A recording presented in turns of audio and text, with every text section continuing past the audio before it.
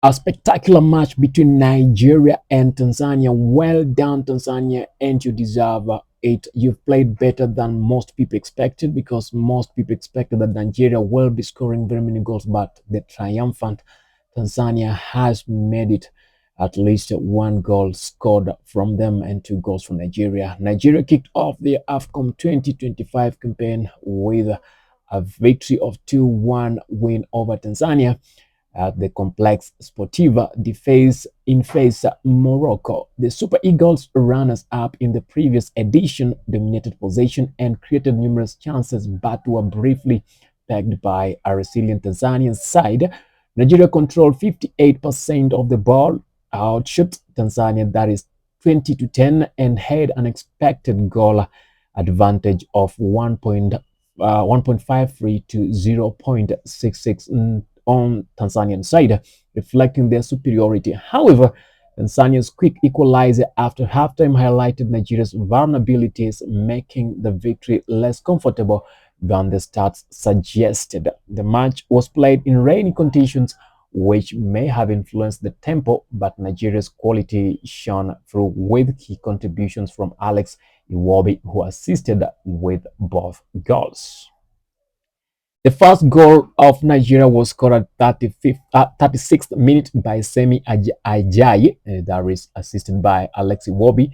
Ajayi powered home a header from Iwobi's accurate cross during a set piece situation. And at the 50th minute, Charles Mboba, Nigeria equalized for Tanzania, assisted by Novatus Miroshi. Mboba capitalized on a quick counter, finishing clinically to level their scores. And at the 52nd minute, Ademola Lukman gave Nigeria a winning goal, assisted by Alex Iwobi. Again, Lukman restored Nigeria's lead with a sweetly tracked left-footed shot from the inside of the box.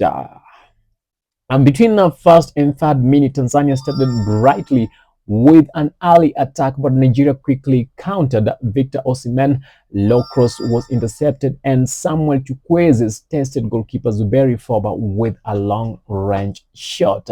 Between 6th and 8th minute, Nigeria earned back-to-back corners. Akor Adams headed over from Chukwueze's delivery, making a huge early chance.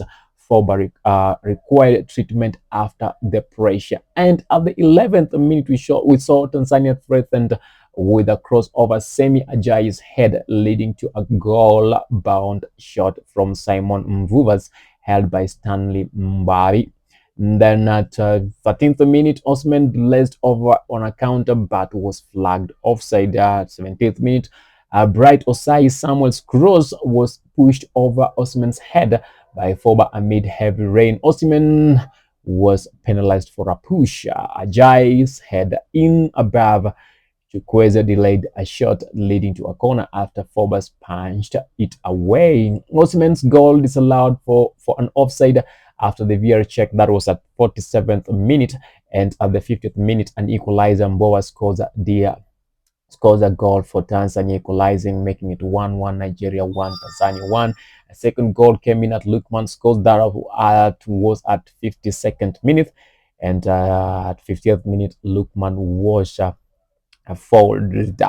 Mistakes, as usual. We can't talk about analysis of any match without pinpointing some of the mistakes that were done. I remember there are no red cards, penalties, or on goals that was recorded in this match. Tanzania had a notable chance with a header from Nsanga drifting wide before halftime.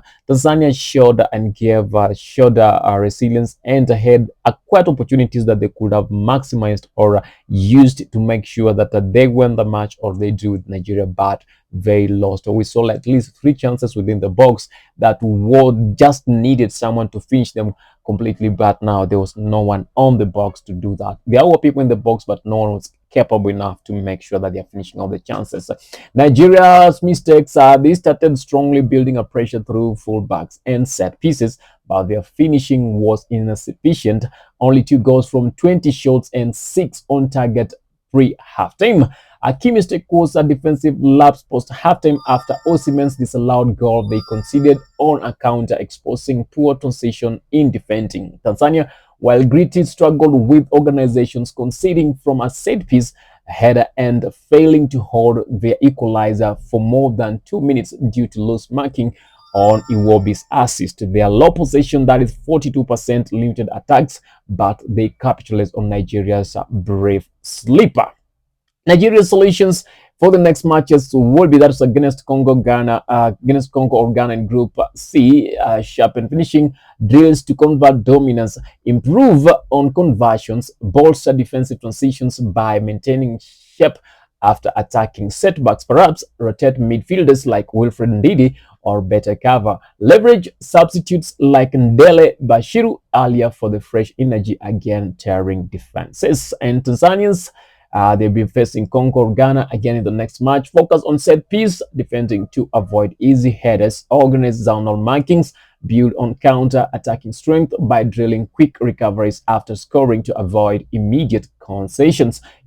They should also increase midfield pressing to disrupt possessions, heavy teams, reducing shots faced, and introduce faster subs like John or exploit spaces that are available. That is our analysis for the Nigeria versus Tanzania match that has ended with Nigeria winning the match with 2 goals against 1 from Tanzania. And you know, the simplest and easiest way to support us is very simple. As we usually say, you subscribe, view, and leave a comment and tell us how you would like us to do this match better. But it's all in all, waiting for the next match. We'll be with you, bringing you the highlights and the updates on the same in analysis.